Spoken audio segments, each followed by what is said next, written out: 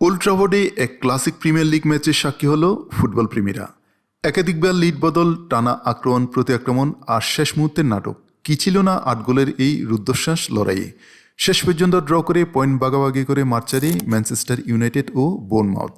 ম্যাচের উত্তেজনায় খানিকটা আড়ালে পড়ে যায় ইউনাইটেড কোচ রুবেন আমেরিমোর কৌশল পরিবর্তন। 5 জনের রক্ষণে সামান্য রদবদল করে আমদ দিয়ালকে এগিয়ে খেলানোর সিদ্ধান্ত নেন তিনি। সেই সিদ্ধান্তে সুফল মেলে খুব দ্রুত। ম্যাচের 13 মিনিটে কাছ থেকে হেডে গোল করে দলকে এগিয়ে দেন আইভরিয়ান উইঙ্গার।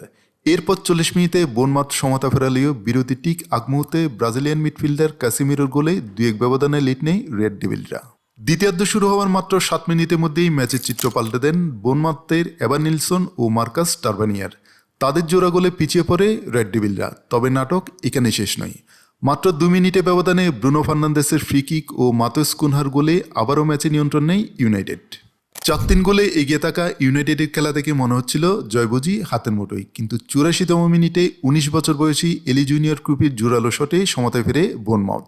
সে গোলে নিশ্চিত হয় 8 গোলের থ্রিলার থেকে 2 দলের 1 পয়েন্ট করে ভাগ করে নেওয়া।